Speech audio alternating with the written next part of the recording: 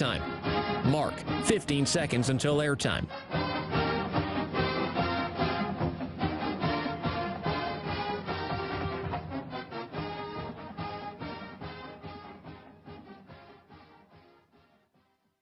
The following is a presentation of Learfield. Welcome to Duck Insider. Our whole athletic department, there's a level of expectations of success. Throw, catch, touchdown, Oregon. He can run and slam. This is back out for a three. Left wing is good. In the air to center, back at the wall. It's out of here. Really excited that we get to rep our Ducks and hopefully come back to Eugene with some championships. Indoor track and field national champion. And for the fourth time in the last 6 years, the Ducks are Pac-12 champions. We have so many teams that are excelling right now, and it's really fun to be a part of. Give it to me, baby. My house. I'm taking it there.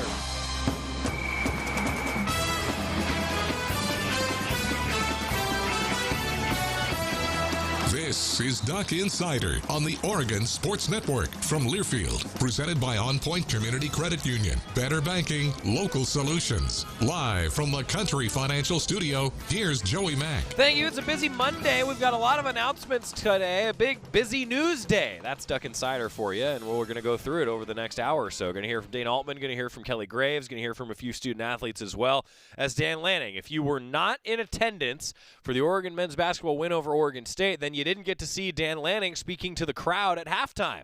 We're going to play what he had to say for the crowd coming up here on the show today. He also broke some news about the spring game. It will be April 23rd at 1 p.m. And yes, you will hear it here on the Oregon Sports Network. I'm already looking forward to getting into a lot of Oregon football. Spring football is going to be here before we know it. So the Ducks getting ready for April 23rd at 1 p.m., the spring game. Jordan Brenner, our new Oregon baseball broadcaster, going to join us today. He's actually running audio right now. So if anything is too loud or too quiet, it's Jordan's fault. It's Jordan's fault. That's good. So we have some scheduling announcements for you. We'll go through some of the nitty-gritty before we get into a lot more basketball news today. Oregon women's basketball will host Arizona State tomorrow at 2 p.m. at Matthew Knight Arena in a game that was originally scheduled to be played January 13th but was postponed due to COVID protocols. Tickets and parking purchased for the game on the original date will still be valid, and the game will be broadcast on the Oregon live stream with Terry Johns and Bev Smith on the call, and of course also here on the Oregon Sports Network with pregame beginning at 1:30. With pregame beginning at 1:30, we do Duck Insider live from 1 to 2 every day. Maybe you listen on one of our Oregon Sports Network affiliate stations later in the day, but because the women's game is going to be going on, we're not going to do Duck Insider tomorrow. Now, unfortunately, with this game getting scheduled for a Tuesday, that also means we will not have a Tip-Off Tuesday basketball coaches show for you tomorrow. However, we are still going to talk with Chris Crutchfield of the Oregon men's basketball coaching staff. We'll have that for you on Duck Insider later in the week as Oregon men's basketball gets ready to travel to Boulder in a game that, frankly, would really help the resume. We'll talk about that coming up. An announcement, though, for Oregon men's basketball as well. The University of Oregon men's team will play against Washington State. That game initially scheduled for Thursday, January 20th, has been rescheduled for Monday, February 14th at 6 p.m. Pacific time in Matthew Knight Arena. Those of you who had Valentine's Day plans might need to change them. If you didn't have Valentine's Day plans, then now you do. You can come out to Matthew Knight Arena with a 6 o'clock tip for the Ducks and the Cougars. Washington State, a really interesting team right now, continuing to stay high in the net rankings. Where would they fall if the tournament started today? We'll talk about that a little bit more coming up. Tickets and parking purchased for that original date will be valid for the rescheduled date. Contest will be televised on ESPNU, and we'll, of course, have a broadcast with a 5:30 pregame show on Monday, February 14th. The Ducks taking on the Cougars in men's basketball. I love it. Getting the games in. Getting the games in. This is what it takes.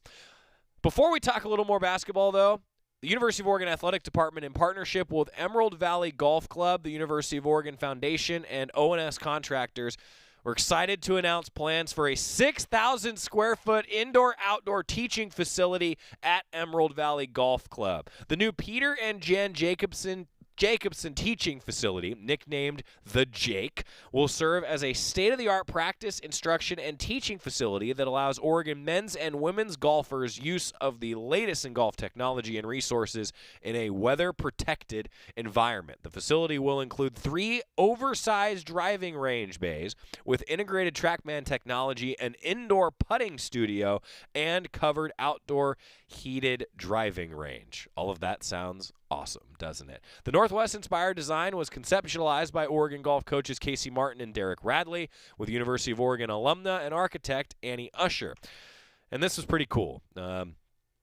The head coach, Casey Martin, said, Peter and Jan have meant so much to Oregon athletics, especially the golf programs. They have also been great friends and mentors to me personally. This facility is a special way to honor their contributions to the University of Oregon and continue our tradition of providing an amazing student-athlete experience. I cannot wait for this dream to become a reality. That is Casey Martin talking about the Jake, the newest facility for Oregon athletics coming at Emerald Valley Golf Course. Really looking forward to seeing how much this helps in recruiting and, frankly, how much this helps the programs. Having a facility like this, next level. Next level. Ground will break midway through 2022. And for more information, reach out to Justin Fisher. He is the Associate Athletic Director for Development. You can email him at jjfisher@uoregon.edu as the Ducks are continuing to fundraise for this amazing project that is coming to benefit the Oregon golf programs. Breaking ground midway through 2022. We'll have both Derek Radley and we will have Casey Martin on the show in the coming months as their seasons for the spring get going, and we have the Jake to talk about, the latest for the Oregon golf programs and Oregon facilities. As look, we all know that facilities are really important in college athletics with the arms race, if you will, continuing. This is big for Oregon golf, especially after that national championship that they won at Eugene Country Club. That's one of my favorite memories of my career is watching Sulman Raza sink that putt, and man, what a celebration it was for Casey Martin's Ducks. Men's basketball against Oregon State stretched the lead in the first half, and then they kept it. It was frankly a win that the Ducks had to get. A 78-56 final, Oregon over Oregon State. Ducks were stifling defensively, held the Beavers to 30% shooting and 28% from three, and the Ducks were hitting shots, 55% shooting, 33% from three. And Oregon, I thought, got big contributions from their big men. And N'Faly Dante, 9 points, 10 rebounds. Frank Kepnang off the bench, also a couple rebounds and blocks. And Dante, I think, actually should have had 4 blocks. I think that the officials, shall we say, blew a whistle when I maybe wouldn't have. That was a good way to say that, right? That was a fair way to say that. I think that N'Faly Dante was great overall in this game. And, you know, we talked so much about the big men and how I think that's kind of been an X factor for the Ducks over the last few weeks. Well, Davion Harmon scored 14, Jacob Young scored 17, Will Richardson scored 15, and then to me, maybe the biggest key here is Eric Williams Jr. scored 14. He did not score in the loss last Tuesday to Colorado. I think he's a real X factor for the Ducks too. When Eric Williams is scoring off the bench, Ducks are really tough to beat, and they've shown that, frankly. They won in transition, a season high in blocks as a team for the Ducks, and, well, we also got a half-court heave that made the broadcaster lose his voice at halftime. Here's how it sounded. Hey,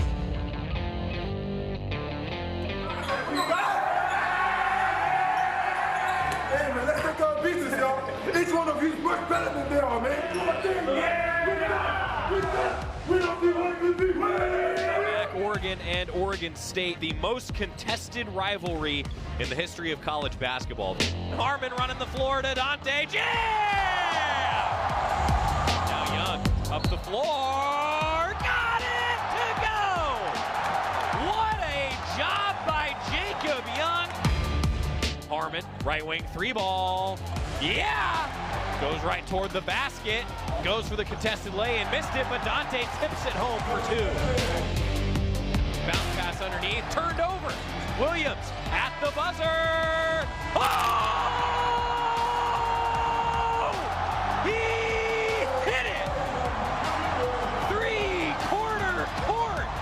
Eric Williams. How do you like that going to the halftime? A big Oregon welcome for the Oregon football head coach, Dan Lanning. Now, I can promise you that we're going to put a product on the field that you're going to be proud of. But before that, let's finish this thing with a go, Duck! Urier, now left wing, Harmon for 3. Yup! Under 12 now. Richardson, jab step, fires a 3 and hits it! Shook loose himself. Created his own 3 from the right wing. That's what I'm talking about, yo. What they saying, man, it's good, man. That does it. Ducks 78, Beavers 56. Oregon sweeps the regular season series with the Beavs. A good win for the Ducks. And frankly, a must-win for the Ducks. They had to get that done. They could not afford to lose another home game, especially after losing to Colorado. Now the Ducks going on the road, they've got some work to do. Senior Will Richardson has been named one of 10 candidates for the 2022 Bob Cousy Point Guard of the Year Award. It was announced today by the Naismith Memorial Basketball Hall of Fame. Richardson was one of the initial 20 members of the watch list that has now been narrowed down to 10 candidates and is one of 2 Pac-12 players to make the list. Congratulations to Will Richardson, viewed as one of the top 10 point guards in the country heading into the final months of his senior season. We're going to hear from Dana Altman talk about this matchup with the Buffs that is upcoming. Stick with us. More Duck Insider to come. Take some of your Facebook comments and questions, YouTube comments and questions too, here on the Oregon Sports Network from Learfield. Money isn't interested in the fact that you dream of going to Greece, and it doesn't pace at night wondering how you'll pay for braces 3 times. The point is, money without people is just money. Only people can use it to run the family ranch, buy their first house, or adopt a happy old dog. To us, the powerful thing about money isn't money at all. It's helping you harness the power of yours. On Point. People are the point. Federally insured by NCUA. Equal housing opportunity. As my family continued to grow, I realized I'd have to replace my beloved Jeep with something that has, well, more seats. I'm Jason Hines, Country Financial Rep and father of 7. Whether you're upgrading from your sporty ride with no room for a car seat or finally replacing your well-loved beater that still has a cassette player, you'll want the right protection for your new car. Work with a Country Financial Rep like me and get the protection you need at a price you can afford. Learn more at TakeSimpleSteps.com or contact a local Country representative. Don't go anywhere. Duck Insider continues after these messages on the Oregon Sports Network from Learfield. Watch out! You got me! The galaxy is safe once again. In the pretend universe, kids play with pretend guns. In the real world, it's up to us to make sure they don't get their hands on a real gun. If you have a gun in the house, keep it locked, unloaded, and stored separately from ammunition. Safe gun storage saves lives. Learn how to make your home safer at endfamilyfire.org. That's endfamilyfire.org. Brought to you by End Family Fire, Brady, and the Ad Council. Uh-oh, Brad's buzzed. Oh, yeah? Yeah, he's starting with the woots. And now a speech. I just want to say that friendship is about heart and brain. Who's with me? Good thing is, he knows when he's buzzed. And my brain is saying, when it's time to go home, somebody call me a ride. Love that guy. Me too. Know your buzzed warning signs? Call for a ride when it's time to go home. Buzz driving is drunk driving. A message from NHTSA and the Ad Council.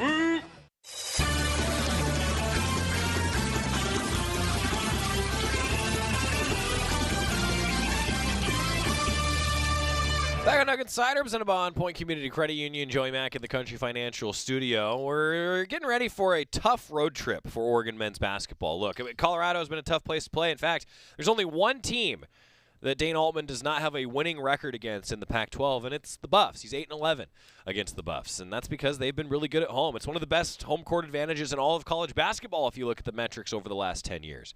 Tad Boyle and Dana Altman both been the head coaches of their respective teams for 12 seasons. They're the 2 longest tenured coaches in the Pac-12, and man, have they had some battles. Getting ready for that matchup important, and the Ducks took a step against the Beavers. Coach Altman talked to the media post-game. It was a good conversation. He was a happy camper post-game, and, well, let's hope that it's another happy conversation with Coach Altman when the Ducks take on the Buffs. Here's Coach Altman recapping the win. And I don't know how much stock you put in plus-minus or not, but there were some games that felt like a few weeks ago where Jacob Young might have 20 points and his plus-minus would be, close to even. Tonight, his plus-minus is even higher than his point total. Is there something he's doing or within the team that other guys are doing too that has changed so dramatically in a few weeks? Well, he's been a little inconsistent, with his shooting. He has a very good shooting game against UCLA, and then he didn't shoot it well against USC, and shot it good against Washington, but didn't shoot it very well against Colorado. So, just a little bit is his shot selection. Tonight I thought the big difference in our defense was just the bigs going after shots. When we played them last time, they got to them whenever they wanted. the other night against Colorado, they got to the rim whenever they wanted. So I just thought Dante's activity, Frank's activity, Quincy's activity really gave us a big boost. Hey, Dana, you kind of touched on it there, but just Dante's impact on both ends of the floor of rebounding, blocking shots, running the floor. Just how do you feel like he impacted this game? Well, I thought he had a big impact, no doubt. You know, those block shots early, 4 for 5 around the basket. You know, he did turn it over a couple of times, but 3 blocks, 2 steals, 4 for 5 inside, 10 rebounds. You know, it just was a good ball game for him. If he'd hit some free throws, it'd been a nice double-double. And but he did a lot of good things. I really liked him aggressively going after boards. Dana, given the stakes to come out with first season sweep in the series in 5 years and to have what statistically was your most efficient performance of the season, what does that say from how you feel about how your team responded to a must-win situation here? I thought they did a good job. I liked the energy level. The crowd was great tonight, gave us more energy. Eric hit the shot at half, which, he was pretty excited about. So, no, I thought the energy level was good. And again, those big set a tone inside, didn't allow them to get to the rim. And, that's why their shooting percentage, was not good because points in the paint, 40-18. And that was a big difference. Dana, obviously nice to get a win at home, but you guys now go on probably one of your toughest road trips of the season. I know you obviously don't need more motivation to play hard against Colorado, but especially after dropping this last one to them, do you notice any more fire in the players, any more passion about that upcoming game? Well, not yet. We'll get to work on them on Monday.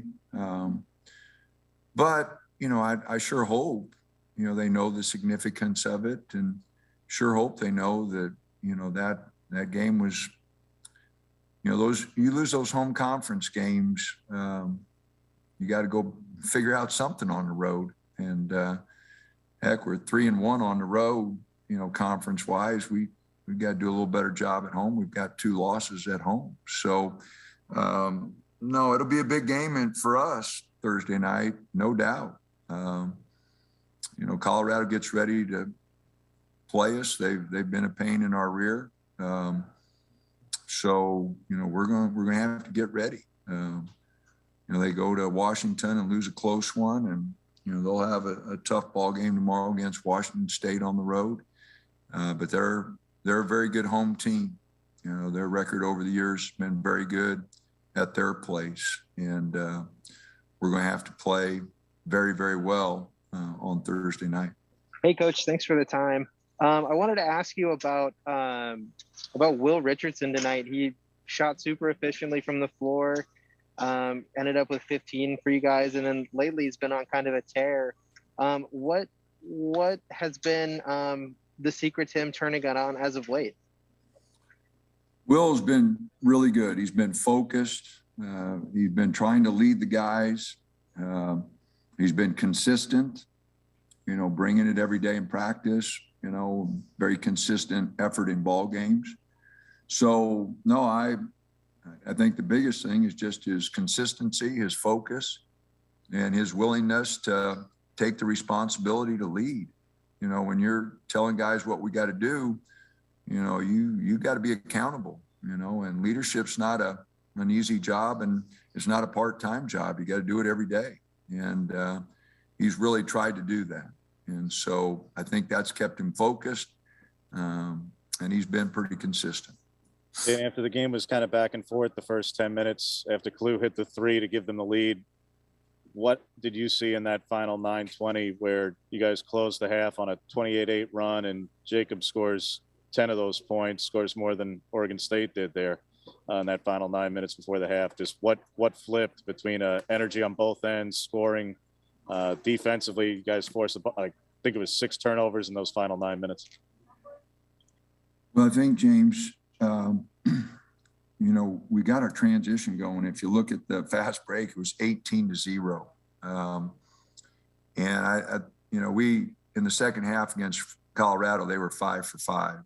Our defensive transition was really bad, and they had a chance to get 2, and Frank ran down and blocked it, and then he missed the free throws. So I think that was the big turning point there, James. We got some transition baskets. We got a couple baskets off steals and that. So I'd have to look at the film because I'm not really sure the numbers, but I think that was the big difference in that stretch. We ran the floor and got some easy looks. Seeing how disruptive your bigs were defensively tonight, and you mentioned how some games it's been there, some games not as much. What's been the process of coaxing that out of Dante and Frank and letting them know what kind of impact they can have in that regard? Well, I showed them the numbers, of them not, getting any blocks, not challenging shots. They both want to do the right things. It just sometimes the game gets going fast and you're just not focused. And told them both, and Nathan off the bench, Isaac, we got these bigs. You guys, you got to change shots. You got to be active in there. And we were really passive. We've been passive. And the one game we weren't, USC, I thought that was a big factor. We had 6 blocks that night. We had 8 blocks tonight. That's can't let people get to the rim consistently on you. It just, and 40 to 18 points in the paint. And I'm not sure exactly what the numbers were from the first game, but I know that's a big change, so that really helped us. Good stuff from Dana Altman. A lot of good things the Ducks can build on, and I think the biggest ones are Dante, Kepnong, defense, rebounding, points, everything. Their games have improved tremendously. I saw a question from Kyle Women on TV tomorrow. If you missed it earlier, the women's game will be on Oregon live stream tomorrow with the late addition to the schedule, 2 o'clock for the game at Matthew Knight Arena, Oregon, Arizona State. So Oregon live stream is where we'll have the video broadcast for you. And, Jacob Young, look, the Ducks are 8-2, now 9-2 after the win against Oregon State when he scores 10 or more points. One game where he scored 10 or more points and the Ducks lost was on Tuesday against Colorado. He talked with the media post-game, and he had some good things to say about the bigs as well. Here's Jacob Young. Jacob, for all the length you guys have in the post, Frank and Mfali haven't necessarily been big-time shot blockers, but tonight they certainly were. What is it like to have those guys being so disruptive on the in the post like that defensively, and how does that help you guys out on the wing? That's the X factor for the turn in our season to me. When we went on the LA trip, they was protecting the rim for every possession, and we got that same thing tonight. And I feel like if they keep protecting the rim like that every game, I feel like we have a good chance to win every game we play. Jacob, walk me through that stretch there in the final 10 minutes before half. After Kalu hits the 3 and they take the lead, you guys go on a 28-8 run, and you had 10 of those. You had scored more points in the final 9 minutes of the half than Oregon State did, and you had back-to-back buckets. The N1 seemed to be a big turning point. Walk me through a couple of those plays because it clearly shifted the whole momentum of the night. Just trying to raise the tempo and the energy of the team. We had a nice crowd in there tonight. They got us going, and just trying to pick up the energy for my teammates so we can get going and get the outcome that we got tonight. Jacob, another great game from Eric Williams. How nice is it to kind of see, once the game gets going, to see that he's really in rhythm and finding his stride? And have you talked to him at all to kind of figure out what it is that helps him get going on some nights and why he might struggle other nights? Well, it's not that he struggles. It's just, he finds his way, finds rhythm. And I feel like he's been back in his rhythm since the season started. He just picks and chooses when he wants to get going. He's starting to get it going more, and we need more of that from him. And I love the energy and the defensive intensity that he's bringing with us and for us. Hey, Jacob, Mfali finishes with nearly double-double. I think he had 3 blocks, 2 steals. What's it like being out there with him when he's really kind of clicking like this and everything seems to be working for him? Oh, it feels good because I know he always got my back, and I know all my teammates can say the same thing. That's one teammate, him and Frank, our big they're gonna have your back, and that's why I love playing with him. Just because I know he has my back, and I know he's always gonna play hard, and he's gonna make big plays. And I love the big fella. He's my guy. Seems kind of obvious, but what did that 3-pointer at the half mean in the locker room? It's It's the biggest crowd of the season, and clearly it energized you guys even more going into halftime. I mean, it was really just like we just got back together in the locker room. We was cheering for like the first minute, but these past few games, our second half has went down. We'll play good in the first half, and the second half will be different in the first half. So we just locked back in and said, fellas, we got to finish this game. And we all locked in and stopped cheering, and we just got back and locked in. And, the outcome was. In the big picture, Jacob, we talked earlier in the week with Coach about this was a must-win game in terms of just what was at stake here for you guys and keeping your hopes alive for the tournament. What does it mean to you that you're going to go into February and games are still going to have an enormous meaning on a day-to-day basis? Well, it feels good going into February knowing that we have a nice stride. We're basically just ready to go back to the drum. We're ready to get back in the lab. We're not done yet. We still have a lot of work to do. It's not over. It don't stop here. So we still gotta win. Still gotta win a lot more games. So this is just the beginning of it. I like that. It is just the beginning of it, right? He's going to have to continue to build along with the rest of his teammates. Good question earlier, and I forgot to answer it from Ronald. Great news on the spring game. If you missed it, Dan Lanning actually announced to everybody it's going to be April 23rd at 1 p.m. We'll, of course, have the broadcast here. Well, there's a baseball game slated to start at PK Park, that newly renovated PK Park at 2 o'clock. Nothing confirmed yet, but I can tell you that things are in motion to maybe move those game times around so that fans could go from the spring game to PK Park. So, Ronald, good. It's a great question, and I hope that we are able to accommodate that because, hey, that's important. That's a fun day for Oregon baseball. It's usually a sunny day for spring game, and then get a chance to come watch a little baseball after the spring game. It's great. For the Ducks and Eric Williams, he scored 14 points. Again, I think he's an X factor. When he scores, Ducks win games. Eric Williams talked about that a little bit post-game. Dana talked a lot about how much it helped with the bigs just being more aggressive tonight. How, noticeable was that for you? And, when Dante's playing like that and altering shots like that, just how good can this team be defensively? Good. It gives guards the trust sometimes to just let go because sometimes they will just reach down and foul sometimes when we have the rim presence. Usually we don't have that the first two games. So I think we're picking up more fouls and teams are shooting the ball at the free throw line more. But since we've had more rim presence, some games we don't. But when we do, it's hard for them to score in the paint because Colorado shot 17 for 20 in the paint, and they shot pretty good last time. So the rim presence helps, and we do need that. Eric, in the big picture, when this is a must-win game, what is it like to sweep these guys for the first time in 5 years? So no one in the locker room's ever swept them before. What is it like to sweep them and have this kind of efficient performance and keep your tournament hopes alive? It means a lot. This is like their Super Bowl, and they always play good against us in the previous year. So just to get them both times, we couldn't even get them last year both times. We lost twice last year, so it just felt good just to sweep them this year. And you guys have been on such a good roll and then kind of get thrown off against Colorado. Just what was the process of bouncing back from that? How do you feel like everybody handled that? And do you feel like you kind of recaptured the energy you had the previous few weeks? Yeah, I think so. I think when we're all connected and from the 16th man to the first man, if we're all connected and do what we're supposed to do, I think that's when we play our best ball. I think when we just have a few cracks in the hole, we don't perform very well. We gave up in the second half against Colorado, so we just try to do better in the second half. That's been our main focus, is doing good in the second half and trying to keep the momentum like we do in the first half. Just looking ahead to that Colorado game, Eric, you guys have never won there, and I know you've only gone there like once yourself, but what is it that makes it so challenging? Is it how difficult is the elevation? How much of that is a factor?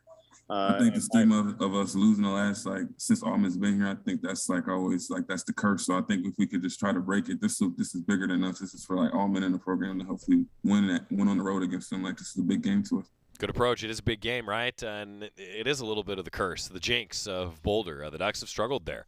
Now, how do they get it done against Colorado? Well, we're going to be talking about that over the course of this week. When we return, we've got some good news for the Ducks and Oregon football, and then we're going to talk a little bit of women's basketball. A whole lot more coming up on the Oregon Sports Network from Learfield. At Shadow Hills Country Club, our all-inclusive event pricing allows us to take care of all of the details while you enjoy your event.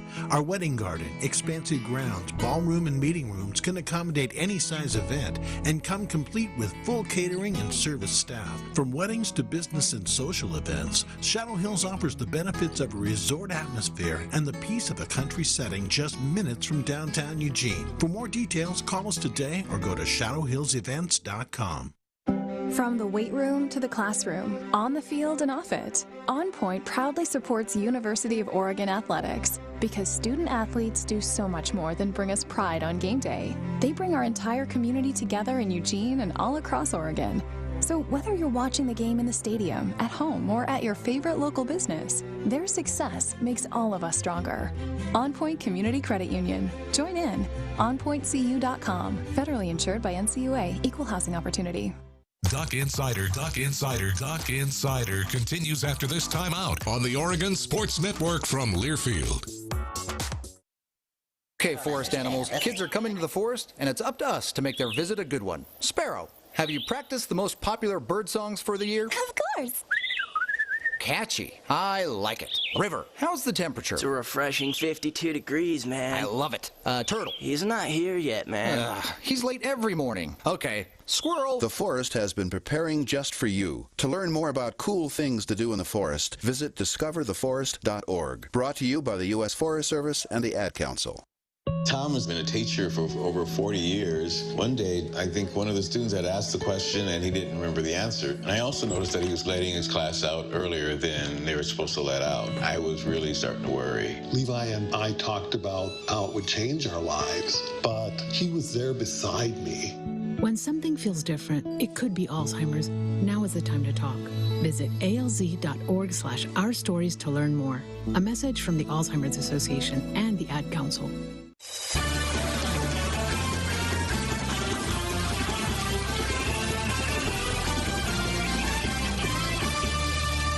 Back on Duck Insider, presented by On Point Community Credit Union. Joey Mack in the Country Financial Studio, getting ready for Oregon women's basketball tomorrow, and we'll recap what happened yesterday as the Ducks got a nice blowout win over USC. That's coming up. But first, if you missed it, signing day, of course, coming up on Wednesday, and Dan Lanning and the entire Oregon football coaching staff were on site during the Oregon State men's game on Saturday evening. The Oregon Club of Springfield and Eugene will be hosting the 2022 Signing Day Lunch featuring the new Oregon football coaching staff. It's this Wednesday, February 2nd at the Graduate Eugene Hotel located in downtown.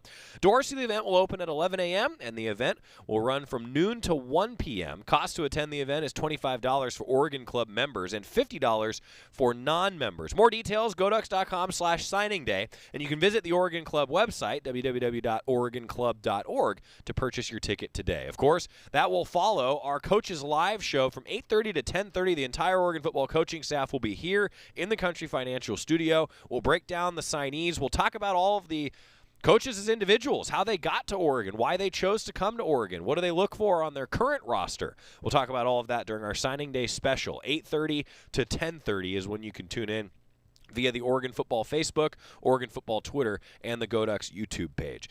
And, well, if you're not fired up for that right now, you're going to be fired up after you hear what Dan Lanning had to say when he spoke to the crowd during halftime of the men's game on Saturday. A big Oregon welcome for the Oregon football head coach, Dan Lanning. Wow. What an absolute honor to be here tonight. What an absolute honor to be an Oregon Duck. I can tell you right now, this place is special.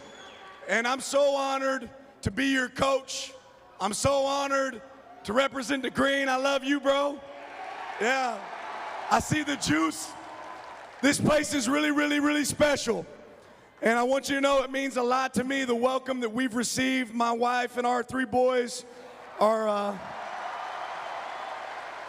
thrilled to be here.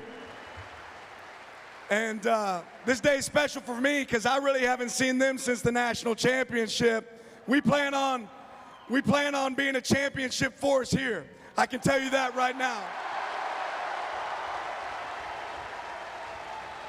I'll say this.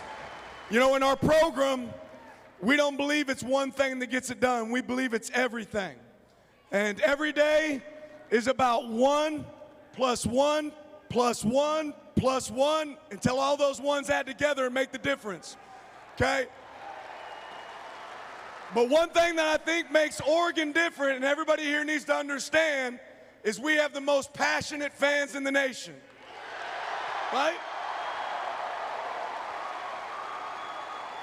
So I want to see that passion, I want to see that energy on April 23rd at 1 p.m. in Autzen Stadium when we do our spring game.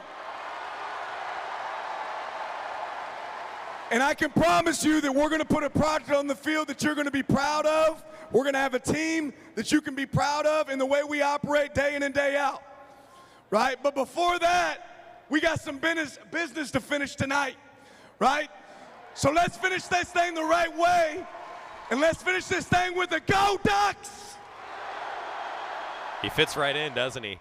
Dan Lanning, the Oregon football head coach, addressing the crowd and broke some news. Spring game is April 23rd at 1 p.m. We'll have the broadcast here, of course, on the Oregon Sports Network. When we return, we're going to pivot to a little Oregon women's basketball action and tell you what was a wild weekend of news around Oregon women's basketball. That's coming up on the Oregon Sports Network from Learfield.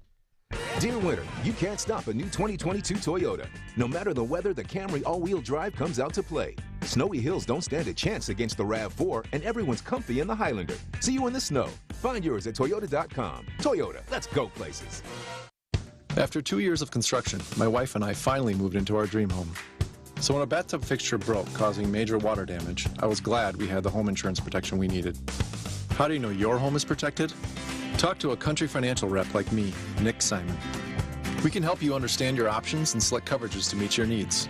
Then if something happens to your home, you won't have any surprises. Need the right coverage for your home but not sure where to start? Visit TakeSimpleSteps.com or contact a local Country representative. Dear winter, you can't stop a new 2022 Toyota. No matter the weather, the Camry all-wheel drive comes out to play. Snowy hills don't stand a chance against the RAV4, and everyone's comfy in the Highlander. See you in the snow. Find yours at Toyota.com. Toyota, let's go places. Duck Insider, your home for the latest news on Oregon athletics on the Oregon Sports Network from Learfield. Okay, man, this is your time. Maybe you didn't choose this, but you're here now. You're gonna go out there and be an all-star caregiver. Cook, clean, be there emotionally and physically. You gotta dig deeper. Drive them to physical therapy, doctor's appointments, because that's what caregivers do. Don't give up. Show the world that you're tougher than tough. Caregiving is tougher than tough. Find the care guides you need at aarp.org/caregiving. Brought to you by AARP and the Ad Council.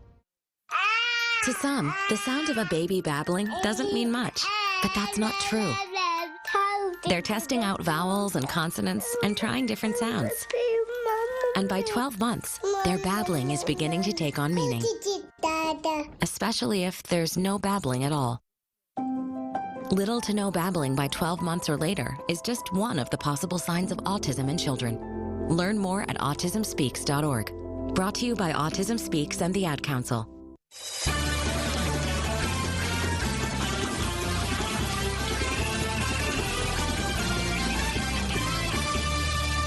Back in the Country Financial Studio, Duck Insider presented by On Point Community Credit Union. Oregon women's basketball, due to injuries unrelated to active COVID-19 cases, the game against UCLA that was scheduled for Friday has been ruled a forfeit by UCLA. It'll be a win for Oregon in the conference standings in accordance with the Pac-12 handbook's administrative policies. That was announced on Friday after the game was originally announced as a postponement. Per NCAA policy, there will be no adjustment to overall records, but the game will count in the Pac-12 standings, but will be considered a no contest by the NCAA. So that's a Pac-12 win in a lot of ways for the Ducks. And then it was a nice blowout for a 7th straight win for Oregon over USC. A team that was limited due to injuries, a coach that was absent due to COVID protocol. But you know what? The Ducks took care of business, and winning 80-48, that's impressive against another Pac-12 team, and India Rogers sure was good, wasn't she? 17 points against her former team with 7 rebounds and 4 assists, and Yara Sabali was outstanding. 23 points, 9 of 12 from the floor, 5 of 7 at the line, 7 rebounds. Her and India Rogers, the leading scorers and the leading rebounders for the team. And Kelly Graves, he was pretty darn happy when he talked to the media postgame. Well, I feel really good. I thought we put together a great performance today at both ends of the floor. And in every phase, really, shot it well from the perimeter. We got points in the paint. I thought this was one of our better defensive efforts for 40 minutes. That was one of our focuses coming in. We wanted to, we've showed flashes, a quarter here, a quarter there, but we haven't yet put together full 40 minutes. And I thought tonight we did just that. The only negative, I think, defensively that I would point out was we had too many fouls and kind of ticky-tack ones that I'm not saying they weren't fouls, but just we got to clean those up. You know, they're 40, 50 feet away from the basket. Those are just needless. But that's just nitpicking. Overall, really good effort, really good performance for us. The defensive effort, and you've been talking about that, wanting to see it for 40 minutes. What elements of the defense were you seeing that really were keys to that? Were there players particularly engaged? What was behind that? Well, I thought we did a pretty good job. They had a couple of really good shooters, number 12, number 25, and number 5. I think 5 may have hit 1, but I thought by and large we did a really good job on them, so that they didn't really have any looks. It's not like they had a bad shooting night. They just didn't get many looks. So that's number 1. That was one of our focuses. Number 2, we played a little bit of zone, a little bit of 2-3 zone tonight. We haven't done that yet this year. And I thought we had some effectiveness. I thought Philly especially did a great job kind of anchoring the middle of that defense. So that was a positive. They ended up with 10 offensive rebounds. They only had, I think they had like 3 or 4 in the first 2 minutes of the game. And then, they didn't have any the rest of the half. Second half, we kind of maybe let down a little bit, but a good job there.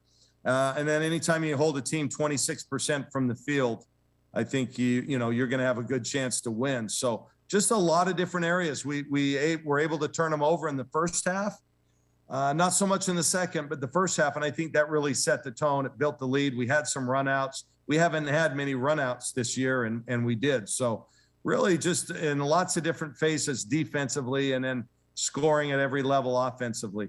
Coach, we'll see this more and more in the era of the transfer portal, but players facing former teams, just the difficulty of doing that for someone like India, facing a team she played at, and how you thought she handled it. Obviously performed really, really well, but just your I guess your assessment of how she handled kind of the difficulty of sort of a weird deal. I thought she was great. I thought she came out right from the start and played really well. We talked about it the other day. We went through it a couple years ago with Mignon Moore, and just told her to have fun. She's on the better team, and just go out and show that, she made the right choice. It had nothing to do with any of their players. I don't think she has any issues with them, even though there was a little skirmish. It's funny. I think she learned a lesson. Sometimes they miss the first one, and they missed the first one on that, but they get the second. And that's just a lesson learned for everybody. But I thought by and large, she had a really good game, and I'm happy for her. Kelly, to the big picture, when they're down what they're down and Lindsay's not here, just how appreciative are you of the fact that, there are teams in this league willing to come in and still play basketball games under the circumstances. And yes, your team accomplishes what they accomplish statistically, and it matters, but that they were willing to still come here and play under the circumstances when some other people have not been. Well, James, that's a great question, a great point. Listen, you want to play games, and we were shorthanded early in the year, and we still played. I mean, you just do that. You find a way. I always liken back to a couple years ago, our Final Four team in 19. People forget we only had 9. We had 10 on the roster. Niara tore ACL before the season ever started, before she got to campus. So that gave us 9. Taylor Chavez goes down 1st of February. We play almost all of February and all of March and into April that year with 8 players. And one of those players, Morgan Yeager, was kind of in case we needed her because her back was so bad. She was really struggling. So in essence, we played with 7 players a lot of time. It's just something you do. You find a way to get that done. And, it's unfortunate. I feel bad for UCLA, and I give them credit. They've been playing the whole year undermanned, and it's been difficult. But I wish they would have come up and played the game. I think the conference made the right decision in calling it a forfeit since it wasn't COVID related. I think they send the right message there, and I know they're playing up in Corvallis today. So, you never wish bad health, and you never want to wish a forfeit in this kind of case. But it helps us in the standings. But as you guys still know, we're still a team trying to find ourselves, and we're still kind of young in terms of having everybody healthy, and we need games. We need game competition to get us better. Game competition to get a team better, always important, but a lot of good stuff there from Kelly Graves. Taking a look at your Cafe Yum 2-minute drill. Of course, Oregon women's basketball and Oregon men's basketball getting those wins. And if you're just joining us, the women adding a game back to their schedule tomorrow at 2 o'clock. That means no Duck Insider for us because we're all going to be at Matthew Knight Arena enjoying a little Oregon women's basketball, which is going to be fun. By the way, Andrew asking earlier in the show, and I'm just now getting to it, will there be an athletic department surplus sale this year? Thanks and go Ducks. Andrew, I don't know for sure, actually. I will ask, and I will try to get an answer for you. Generally, that happens around the springtime, and it's really a celebration day for a lot of us around Oregon athletics. So I hope so. I definitely hope so, Andrew, and I'll try to find out for you.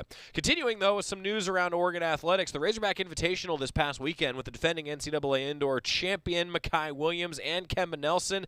They swept the 60 meters on day 2 of the Razorback Invitational out in Arkansas. Collectively, Ducks secured 11 indoor PRs, including 4 more top 10 performances in program history, with Mekhi Williams, Jada Ross, Alexandra Webster, and Jack Urian all entering personal bests in the record book, which is cool to see. Full recap, a lot of different ones on GoDucks.com, a lot of different records and things to keep your eyes on. I think overall, a good weekend. Talking to some people around the program, it was a good weekend for Oregon track and field. Men's tennis, they battled number 9 Texas, came up short, though, as the Ducks are still, I think, trying to find some things over the course of this early season. They've dealt with some players being in and out. But the number 17 ranked doubles team of Joshua Carlton and Quinn Vanacastile started the day with a win for Oregon, defeating the number 13 doubles team in the country. Women's tennis, freshman Sophie Lucier picked up her first career-ranked singles victory. That was pretty cool, beating the number 43 player in the nation. Oregon, though, could not dig out of an early hole as women's tennis fell in the final matchup in their ITA kickoff weekend. And acrobatics and tumbling ranked 3rd in the preseason poll released today. The Ducks are behind Baylor and Azusa Pacific there with their season rapidly approaching. And some Oregon baseball news with D1 Baseball naming Oregon relief pitcher Colby Summers to its preseason All-America 3rd team today. The honor is the 2nd for Summers, who was named to Collegiate Baseball's preseason All-America team in December. He was really good last year, ranked 3rd in the Pac-12 in saves, as well as ranking 6th all-time in single-season saves at Oregon. He was outstanding. When we come back, speaking of baseball, as we wrap up your Cafe Yum 2-minute drill, Cafe Yum restaurants throughout Oregon and Washington, menus always available, cafeyum.com. Jordan Brenner is going to join us. We'll introduce you to our new Oregon baseball broadcaster, but a familiar voice for Duck fans around this athletic department. Back after this on the Oregon Sports Network from Learfield. As my family continued to grow, I realized I'd have to replace my beloved Jeep with something that has, well, more seats. I'm Jason Hines, Country Financial Rep and father of 7. Whether you're upgrading from your sporty ride with no room for a car seat or finally replacing your well-loved beater that still has a cassette player, you'll want the right protection for your new car. Work with a Country Financial Rep like me and get the protection you need at a price you can afford. Learn more at TakeSimpleSteps.com or contact a local Country representative. Money isn't interested in the fact that you dream of going to Greece. And it doesn't pace at night wondering how you'll pay for braces 3 times. The point is, money without people is just money. Only people can use it to run the family ranch, buy their first house, or adopt a happy old dog. To us, the powerful thing about money isn't money at all. It's helping you harness the power of yours. On Point. People are the point. Federally insured by NCUA. Equal housing opportunity.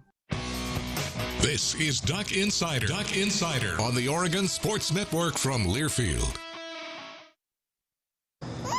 It's 4 a.m., Monday, and you're literally sucking baby snot through a tube because she's congested.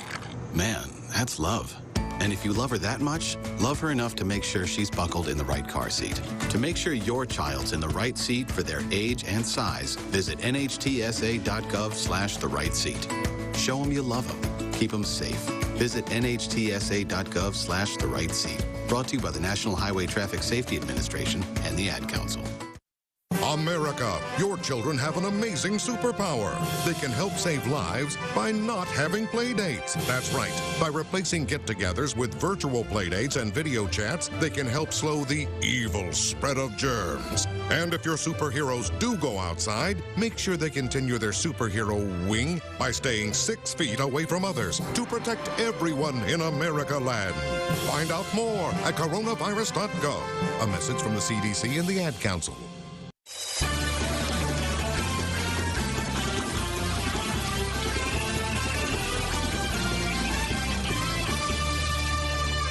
We are back on Duck Insider, presented by On Point Community Credit Union. Joey Mack here with you in the Country Financial Studio, and joined by Jordan Brenner. He's back, ladies and gentlemen. Jordan is a familiar voice, was the sports director for the student radio station KWVA. He's been on the show before. He was the voice of Oregon softball for 2 seasons, and now you're doing Oregon baseball with me. Glad to have you back, buddy. Welcome back. How lucky am I that I get to wake up in the morning at like 5:30 a.m. I'm still on Eastern time, of course, coming from North Carolina the last 5 months, and just feel excited to come to work today. Well, I'm glad. You're young. It'll change. But no, this is great. We're glad to have you back. So everybody, you probably are familiar with Jordan's voice calling Oregon softball, and now for the overlapping season, Jordan's going to be doing a lot of Oregon baseball by himself. And then I'm looking forward to doing some games with you. It's going to be a lot of fun. I think this is going to be a fun baseball season. But first, catch folks up on what you've been doing, because those of you who know, for example, Mitchell Lee, who's our studio host on the Oregon Sports Network, Jordan was doing that for a bunch of other schools, and I hope learned a few things, and also maybe you learned that Oregon's pretty darn good at sports. I learned that Oregon is really respected in that building. Hey! Joey, you're respected in that building. Yeah. Jerry Allen, of course, is a legend in that building. Yeah. Sorry, Scott. Didn't hear about you. Sorry, buddy. No, but that's a great job if you want to do something like we do, because you're listening constantly to play-by-play broadcasters. You're learning new things. I actually took up work doing something else, though, in North Carolina. I didn't tell you about this. I became an agent. Did you? An agent for change. Because that part of the country is disrespectful to the Ducks. They're disrespectful to the Pac-12. Oh, sure. Okay. And I feel like I was able to shift some of the public discourse. How did you do it? How'd you do that? Relentless debate. Bringing it up when people didn't want to talk about it. Sure, as one does. So I spent some time doing that. A little bit of golf in North Carolina, of Jordan's course. a great golfer, by the way. I don't think Jordan, one of the first things he says when he walks in the studio today, everybody is like, I'm so excited for this new Oregon golf facility. I really want to go see it. And then you disappointed me. I thought it was already ready. I was, I was asking breaking ground this year. I was asking you when I was off today. I was going to go, check it out today. But that's right. Well, hey, that's a cool place. It is. That's going to be awesome. So you're back. Jordan's a big baseball guy, as we've discussed before, and I'm looking forward to having you all get to know him on the Oregon live streams, all of our broadcasts. Of course, we'll have a radio broadcast for every game for the Oregon baseball season, but then baseball is one of the sports where not as many games are on TV, so that means that Jordan and I get to do the TV broadcast basically at the same time, which is a lot of fun with our Quack Video production crew. And I know a lot of you are probably wondering, what about Alex? What about Alex Simpson? Well, Alex Simpson, instead of being behind the mic with me, he's actually going to be on the headset and on the switcher, because he moved into a different role within Oregon Athletics, where he's actually going to be the director for the live streams that Jordan and I will be calling. So we've been playing with the idea of getting a microphone for Alex over at Matthew Knight Arena in the control room. I love that idea. Yeah, the director mic. I think it can be done. I think we're going to have to play around with that a little bit. I agree. I don't know if Alex really wants us to do that, because it just gives him more to do, but it's fine. Whatever. It's fine. What do you think of this baseball team? You've been starting to do your research like I have, and we're going to be going out to practice. Ducks are actually off today. Oregon baseball's off today, but we're going to be going out to practice. We'll have some more updates for you, but what do you think of them? I'm excited. When Coach Wazikowski speaks, Joey, people listen. Sure. I tend to believe that guy. Yeah. And he's excited about this team. And when you're replacing maybe your top 3 hitters and definitely all 3 of your weekend starters, there are going to be a lot of questions. But I think that's going to make the beginning of the season fun, because there are a lot of people who come to Eugene, a lot of players who are coming, who are highly touted, who have a lot to prove, which I think is a good mix. Guys like Drew Cowley, who comes from Cal Poly Pomona. This is a guy over the summer, I have a little emotional connection to where he comes from, the California Collegiate League, having called games in that league for 2 years. This guy dominated in the California Collegiate League. Maybe the best hitter in that league. I'm excited for him, obviously. Meyer coming in from NAIA school 2 years ago, had his season canceled last year. Yep. Potentially a weekend starter. Scouts are saying, this guy's stuff is he's legit. Potentially next level. So I'm really excited. The thing I always say about the softball job that I did the last 2 years, The only negative part about it is that I can't be at PK Park. I can't be watching Oregon baseball games. Like, I'm excited for that to change. And obviously the one bad part about baseball is that I can't be at the Jane. But right. Which, did you notice we kept Jane Sanders Stadium over your shoulder behind you here? I'm back home. I felt like it was just a nice homage to kind of bring everything full circle. You know? It's always been there. You'll still get to go out to the Jane. I hope. I don't go to as many softball games because baseball's usually playing around the same time. And when baseball's at home, a lot of times softball's on the road and vice versa. But there are some, like those Tuesday midweeks and Wednesday midweeks. You know, I go out to the Jane. I love those. So you'll still do it. Don't worry. Some of the best moments at the Jane come Tuesday midweek. You remember that Portland State game a couple years ago? That Haley Cruz inside the park home run? Yep. And there's been a couple midweek. I called an Oregon softball no-hitter in a midweek game. There you go. That was at Howe Field, though. Yep. Get your tickets, folks. A little different. By the way, those of you who are interested in season tickets, they are on sale, and mini games are on sale now for both Oregon baseball and Oregon softball. So we'll be out at PK Park quite a bit. Jordan's also going to be hosting Duck Insider Wednesday, Thursday, Friday this week because we have a road trip for Oregon men's basketball. So I probably won't be joining you from the road because you're going to have signing day to talk about. So Jordan got to town yesterday, and he's going to be hosting the show Wednesday, Thursday, Friday. So everybody, I expect honest feedback from everyone, and I want a full report card on the show hosting. Be nice, folks. Jordan. I'm out of practice here. Nah, you're gonna do great. Just, you know, it's Duck Insider, like it's not Husky Insider. On Point Beaver Community Insider. Credit Union. There you go. See? Country Financial Studios. You got that. I mean, I don't know. You're a natural. You're a natural. Oh, so that's Jordan nice. Brenner, everybody, he's back with us, and I'm excited, buddy. Thanks for being here. Thanks for being with us because this is going to be a lot of fun for the season. And Oregon baseball, by the way, everybody, it's going to be here before you know it. The Ducks are going to be continuing to practice. They're scrimmaging, and then we're actually just about 2 weeks away. February 18th, Oregon travels to San Diego, and Jordan will have the call for a 6 o'clock first pitch and a 5:15 scheduled pregame show. First pregame chat with Mark Wazakowski, and that's all on the horizon. So what did we miss? Anything else that we should know? I don't know.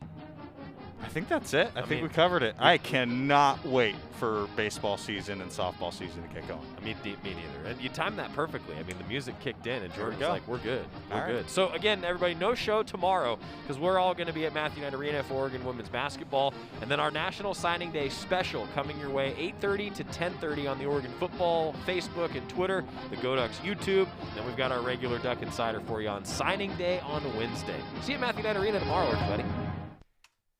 When might you be buzzed? When you suddenly love everything. You guys, I love this song. I love these nachos. I love our kickball league. Ugh! I love this guy. What's your name? You know what I'd love? A ride when it's time to head out. If you see a buzzed warning sign, call for a ride when it's time to go home. Buzz driving is drunk driving. A message from NHTSA and the Ad Council.